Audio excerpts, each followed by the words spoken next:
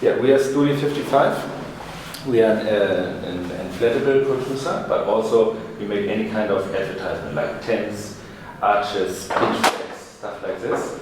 I go through our pictures, what we have created. So I start with some inflatables, because these are the most, I would say, the most important tools what we are creating. And we are specialists in product shapes. So for example, if the client wants one of these bottles as in a product shape in 4, 5, 6 meter high, for example, he comes to us and we really created the bottle or the glasses, what they're doing. They are on several events, what you can see, like ski events, water sport events, everything in that direction. And for example,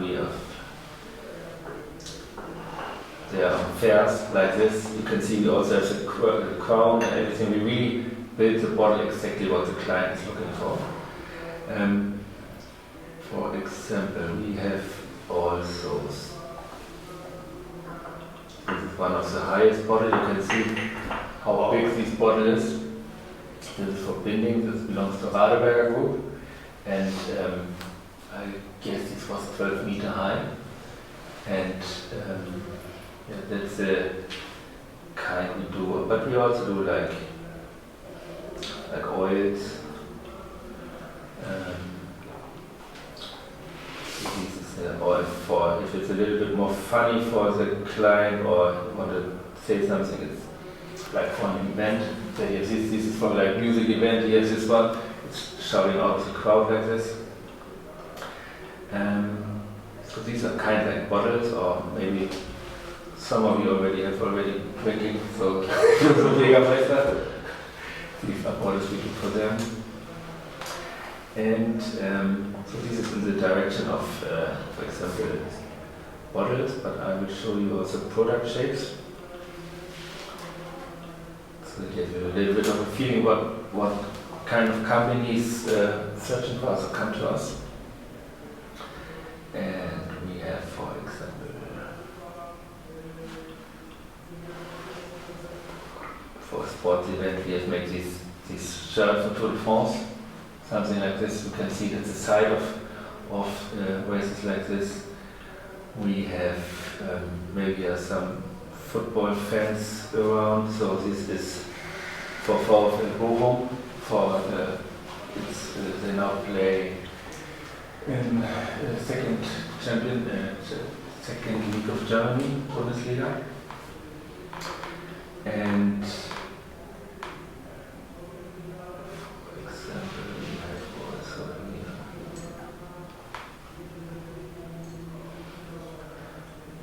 So this is, for example, something.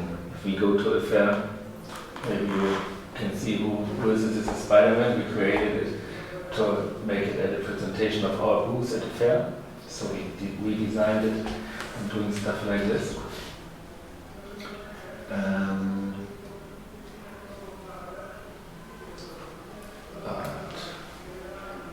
we are also doing,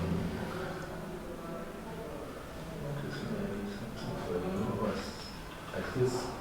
It's an inflatable light shoe, which I place on a building. This is in Warsaw. And you can see,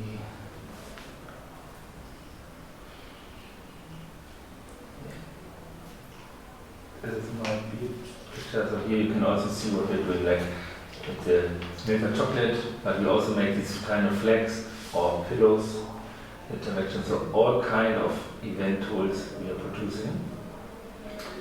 And we have, of course, we have tents. Is also a really big part of our products, because almost for every event or every presentation you need some tents. And like I said, we are from the product shaped direction, so we sometimes try to implement the products also into the tent. Maybe incredible houses, somebody's in the direction. We are This one, you know all these brands. These is also 10 for card promotion for one of their products. So if they have something promotion on a fair, on a bike event, whatever, they do it like this.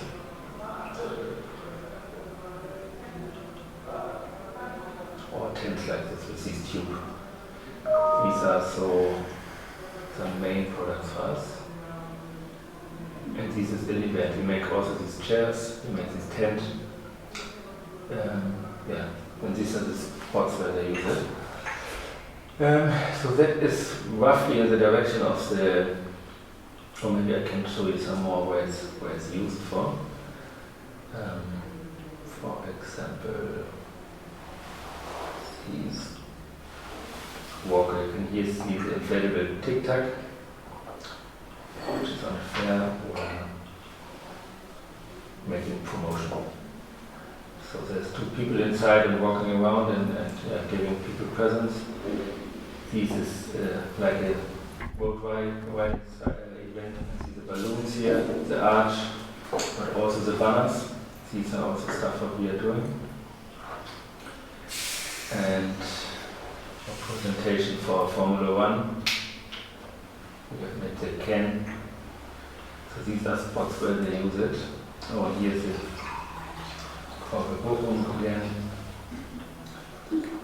Or what else?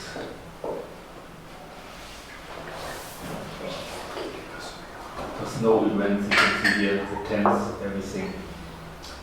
These are the direction. But like I said at the beginning, we also have different tools. This is a part which is an inflatable part, but we also do have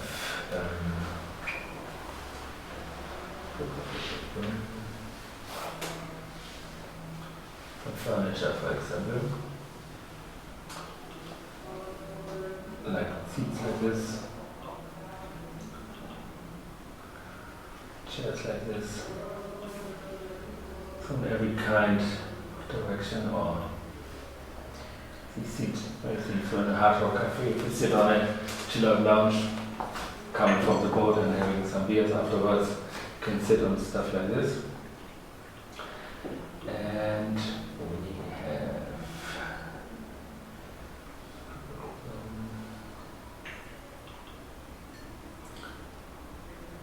light boxes that you can see. Also light boxes what we have here in the company all over. Like this. These are the tent, or like this banner what we have here. Yeah, this is almost everything what we have. Of course it's a little bit more if we go deeper in it, but I think now you have a little bit of a feeling what kind of tools we are producing. And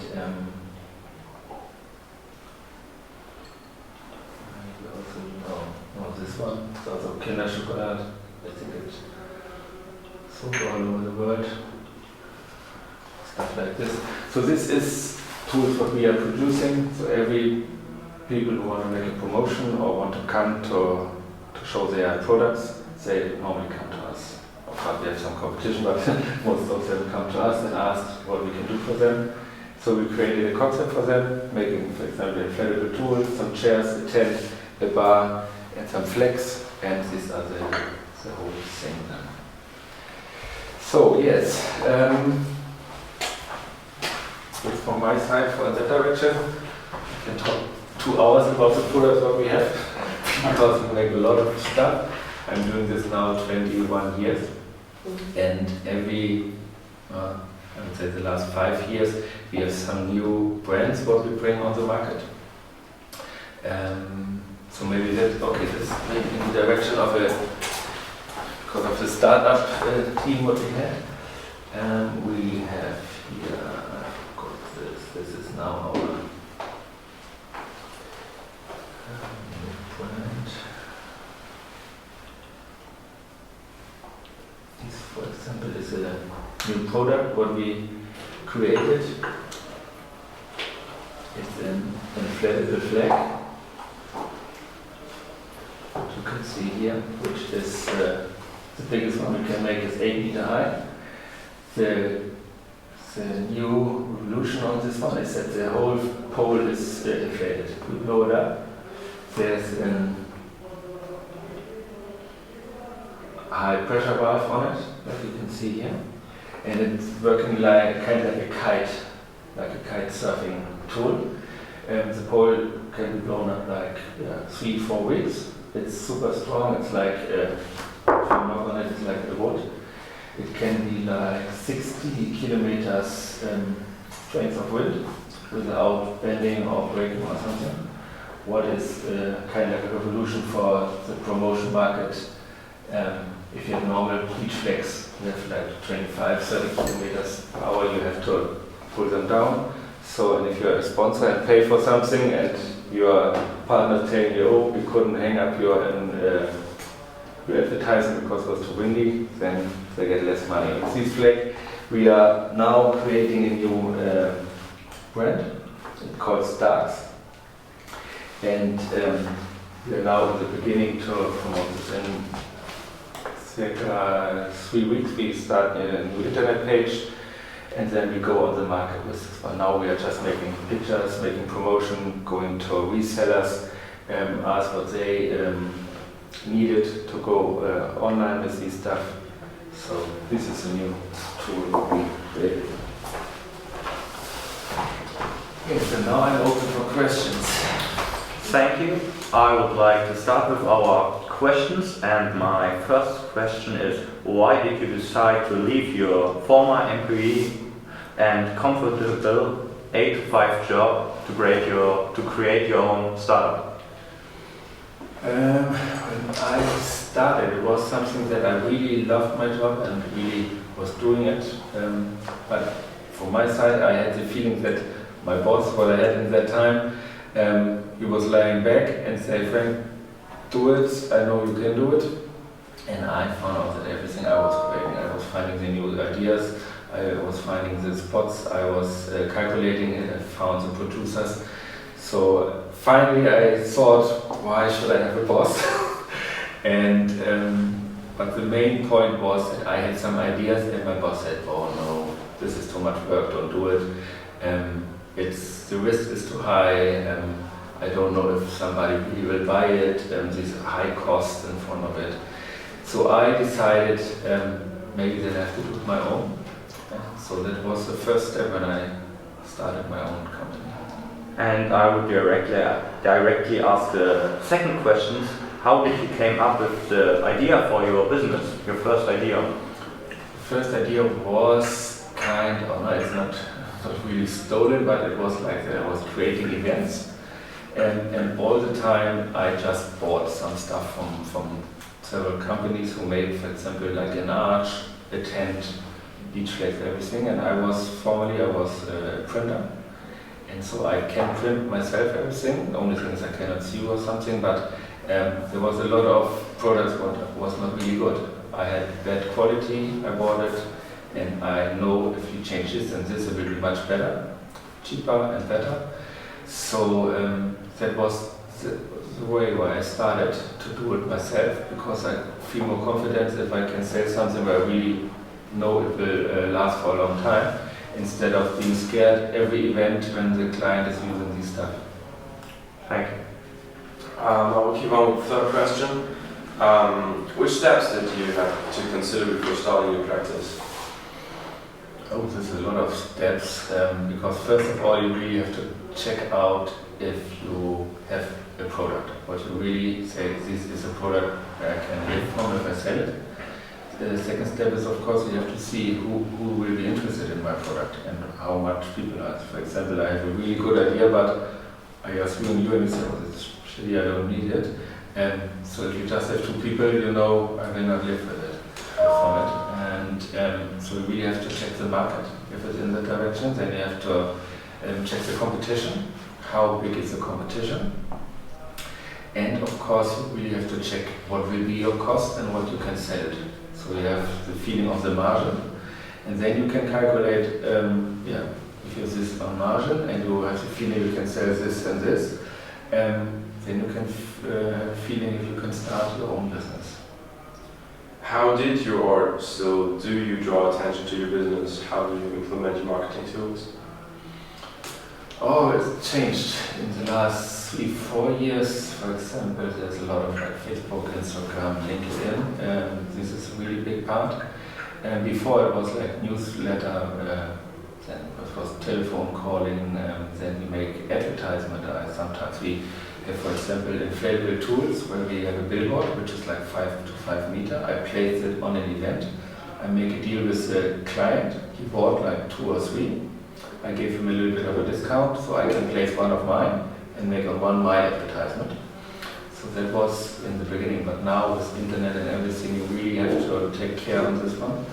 And like I said, like Facebook, Instagram, LinkedIn, these are really big parts. There are also something like influencers now, which is coming up. My business is not that important with an influencer because it's more clothing, stuff, drinking in that direction.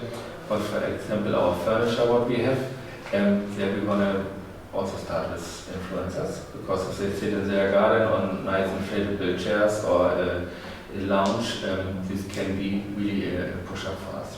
But also there you have to check if it's how much he wants, how much you can sell, which people he is reaching. So there's a lot of things to think about. What advice would you give a future entrepreneur? So can you repeat this? Okay, what advice would you give a future entrepreneur? Advice for what? To start a company? Yes, yes.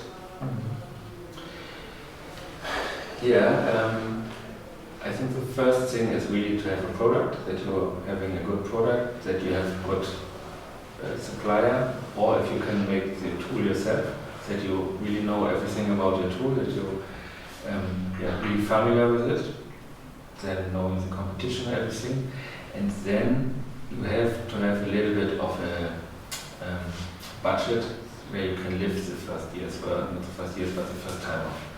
I would say, like, if you have money for half a year or 3/4 of a year, then it's good because at the beginning you will just lose money every time and not earning money.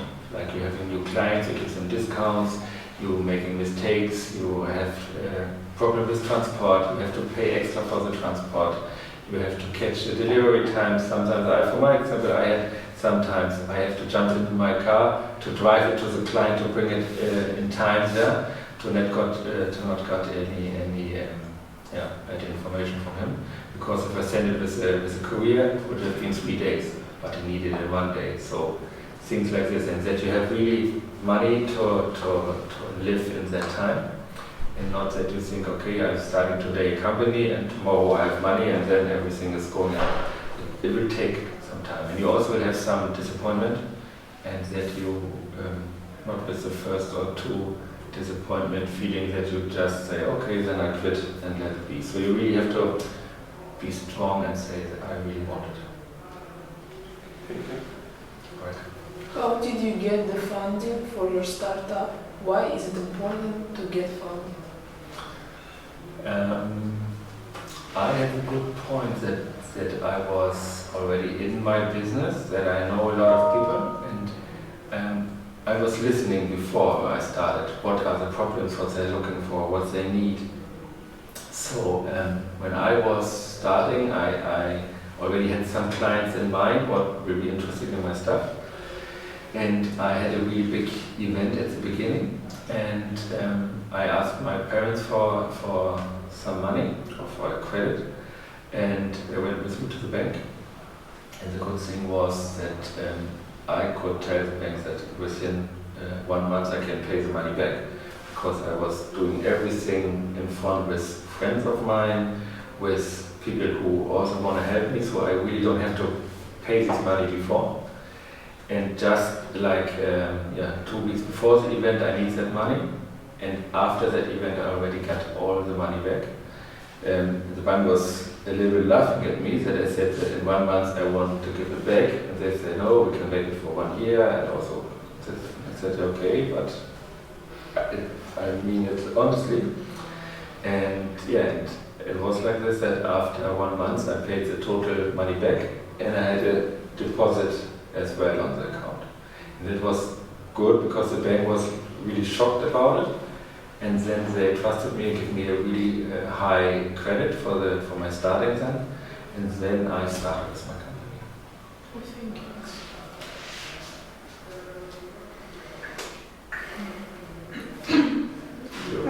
What are the most important aspects you had to think about before starting your own business? Most important, I think the most important part to put it all together is if you really want to make this step, coming out of the comfort zone, like working from 8 till 5 and having somebody who says do this and you get this, or if you really have to wake up in the morning and say what I'm gonna sell today, who I'm calling, where will I get my next order from, how will I prepare my new products, will I go to a fair or not.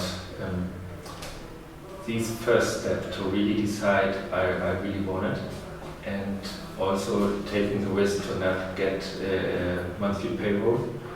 So this is the biggest step always. What are your business objectives? Did you have a vision before starting your business? Sorry, the first part I didn't understand. What are your business objectives? Business objectives? Objectives, like Ziele. Objektive, Ziele. And at the beginning it was not the money that I said, oh, I have my own business and then I'm getting rich. It was that I wanted to do it and having a good feeling for my clients, for my events, that I created an own product. It's for me, for example, it's so nice if I'm watching TV, Formula 1 for example, and I see in the crowd an inflatable tool from us, or I see at the football Bundesliga, I see we also make some advertising behind the goals in the German first and second league, or the triangle banners behind it from us. So if I see a football game or a game, it's like I'm kind of proud and I'm happy, and it's a really nice feeling. And looking backwards, that was also my starting, that I want to create something which I can say this is my own, this is my idea, this is my company. And that was the first goals I had. I didn't have any vision of I want to earn this and this monthly, or having at the end of the year this amount. It started like that I want to sell like 20 inflatables, then it was next time was 100 inflatables, then okay, I also went to sell some tents, and then now every beginning of the year, of course, we have a kind of like a target what we want to reach. But it's still like this, that I'm really proud of my products if I see them on an event or driving on a road through South Germany and I see on a roof a tool from us, and I say, oh, I know this person, or I know this client, and I know how hard the discussion was with them, or what they want, so that it's possible. Or an advertising for TV we are sometimes shown. And yeah, it's funny because sometimes we get, for example, if Sprite want to bring out a new product, they give it to us. We have to make a non-disclosure contract that we will not tell anybody. But of course, we are producing the advertisement we need before they go to make their new startup, and we already know it. And when I then see it in the TV or on radio, then it's like, I already know it, I have it, or yes, it tastes really nice because I have made it already half a year ago. So this is some interesting object that I had. My first question is, what type of customers are you reaching out to, and how did your startup first attract those customers? Now, yeah, it's kind of different. We started to have end users, just normal end users, but with the time we're getting bigger and bigger, and we have also resellers. Some clients of mine are also inflatable producers, but they have like small amount of people, cannot do everything, so they are maybe qualified for just one tool and buy the rest from me. So I have three kinds of clients. And for the start project, what we have now, we're making the startup for that one, we want to just sell this to resellers, but to sellers all over the world, because our plan is to make it kind of cheap, that they have a bigger margin and we got a lot of orders, and that it's fast will be worldwide sold article. And my second question is, how has starting your own business affected your lifestyle and changed your way of thinking? Of course, changing. There was a lot of changing at that time because it's 21 years now. And one thing what I know is when I was young, and maybe it's also good for you when you start, that you have power and you are enthusiasm and you can really do big things with small money. And but if you get older, it's like things are not so easy. If, for example, in the past when I was starting, I was driving from here to Munich to a client. Next day I was driving to Berlin, and then I was driving to Frankfurt. And when I came home, even it was in the night, I was sitting down and typing the offers and already talking to my people to create it and to sell it. Now if I'm driving, yesterday I was in Hanover, and on the way home, I started at 5:30, but at the way home it was like 6:30. I was tired. I decided to make a break, 20 minutes in the car, and I was like, okay, maybe I'm not going to the company when I'm home. So if I'm coming tomorrow earlier, then it's also quite okay. So I try to talk to myself that it's a good idea to come tomorrow instead of doing it the same day. When I was young, I was doing it right away, and I had more. Because I think I have more power, more ideas. Now if I have an idea, it takes a week. I think about 1,000 things what can be happen. When I was young, I had an idea and said, oh, it will work. Then I start, So this is a big part of change during the 21 years, So, but all in all, I think it was a good decision that I made it. Because if I'm looking backwards, I can't believe that for my natural, I cannot go tomorrow at 8 in the company, and until 5 I'm sitting there and almost waiting that somebody is telling me something what I have to do.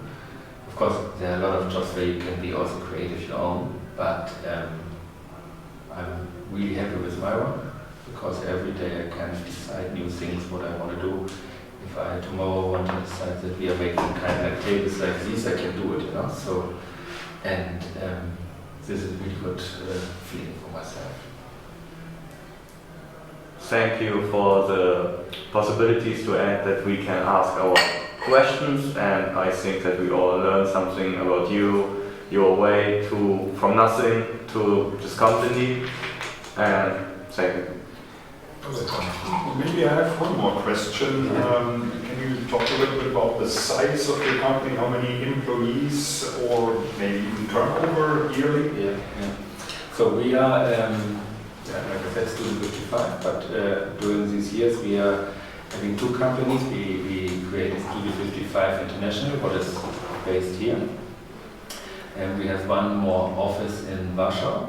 This is for the Eastern companies, Eastern countries, but also Italian and Spain. Here we are selling almost all over the world, but more to Germany and Scandinavia and Benelux. We are normally here 12 people, but since Corona we have to increase a little bit, so we are now 9 people here. In Warsaw we are 7. And our production, which is Studio 55, which is a production company. Before Corona, we have been 110 people. There's like sewers, printers, bookkeeping, everything that I mentioned. And now we are 58 people there. And we had turnover in Germany before Corona, we had 2.4 million. And in Poland we have 2.9 million. Very impressive numbers, Mr. Brix. Appreciate this. Yes, that's for my side. Do you have also some questions? Yes, so as I understand, here is just your office. Where does production take place? The production is in Schluchow, that is like 280 kilometers if you cross the border at Stettin, from the Polish side, of course. Yeah, there we have the production. We have there the printing machines, the sewing halls, and yeah, that's everything. Thank you. So, Any questions? any additional one of paper? Maybe I'll be creative. Some ideas?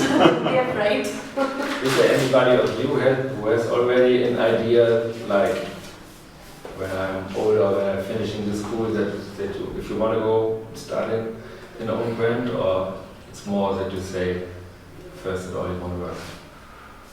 At the moment we are at a competition at school about making a startup and write a business plan, and then we send it to Kiel, and in Kiel are some people from the university, and they look at our plans and our idea, and then we get a rating, and that's competition with first place, second place, and at the moment we are summing up some ideas. Okay, yeah, that's good.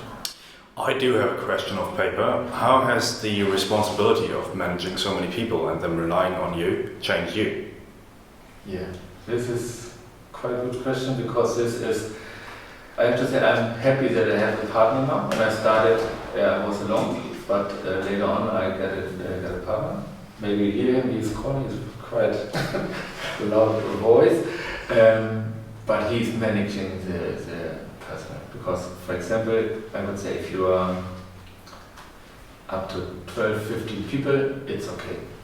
But the time when we had like over 100 people, and we had back in the days like 6, 7 years ago, we had like 120 people who was daily working at us, and in summertime we had like 30 to 40 people extra on this one. So this is a really, really big amount of people, and to be honest, every person has a problem if he comes. Wife is sick, I have to stay at home, I need some more money because I want to buy a car, I broke my hand, can I work Saturday and Sunday because I need more money? Oh, I was in disco, I'm totally fall asleep and made some mistakes, or I sent it to the wrong address, what can we do? There's a lot of problems. And we had a person, or he managed most of them, but we then installed a person who really just take care of people. Like if we say we need somebody who's creating our internet page, they were looking for a person who fit to our other person or to our mentions. If you need new viewers or everything, we make the discussion with them and make the introducing what is it, because this is really hard, because sometimes we also have like bad stories from people. For example, the husband has been died or something, they have 3 kids and they are in the sewing hall. From my side, just tell her, yeah, but you have to work faster and you have to be here and not every day too late. I don't really can tell this, and if I'm telling this, I cannot be like 15 minutes later, I'm calling a client and say, hello, how are you? Yes, everything fine. It's not my type what I can do. So I separate this, because this really changes you after a while if you have so many people. And also in the time where we now have this corona crisis to fire some people and say, we have not so much work anymore, we cannot pay you. You see behind them they have also a family where they have to live from this money what we give them. And with some person it's really hard to tell this, so it can change you a lot. So I'm happy if I don't have to do this. I'm more happy like to get new people and say, if you are here you can really do big things. And earn some money, instead of telling them, oh, see, look at the books, we're not selling anymore, or we have nothing to do here, so for you, we have to leave you. So that's not easy. Thank you very much. You're welcome. So, what are the main qualities you are looking for when you hire people? It depends on which part, you know. For example, now I'm looking for a salesman. This is the big part what I'm looking for, because I'm looking for this office for salesperson. And there it's important that, first of all, that they're friendly, you know, because I think a salesperson is the face from the company. If For example, the salesperson is now calling you and you say, oh, what's going on? Come on, why is this? And you're like, what kind of company is this? But if he is calling you and say, oh, your voice is so nice, I have a surprise for you because with this voice you get a big discount on my new inflatable. It's more that you say, oh man, this may be too much, but it's nice. We tell what he's looking for. So I'm looking for nice people, then willing people that they really want to work. In the past years, I found out that most young people don't want to work too much, want to earn a lot of money, and really don't want to do too much for this money, you know. But if you have a person who is really willing to work and say, I want it, even because it's why you want to leave home and want an old flat, or you want to buy a new car, but that there's something that you say, I really want to work. This is important, and then they have to be interested. That they are interested in, for example, our products, or what we are selling, or what we are doing. If you have a person and he says, yes, I need some money, what should I do? Tell me. Then I'm already not interested in them, you know. So these are the three main points what I'm looking for. So, but if it's a boy or a woman or whatever else, I don't care. It should be just interesting for them and willing to work for us. And for you, of course, thank you. they must you. Thank you.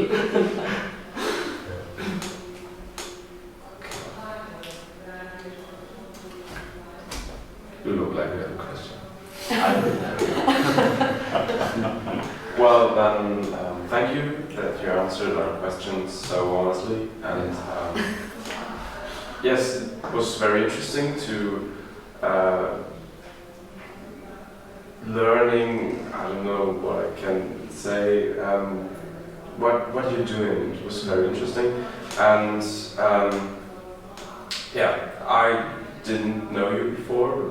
Now I do, and I think it's very cool that a company like yours is here in our local area, but there are not like many companies in your size here around. Thank you, and I think we're done.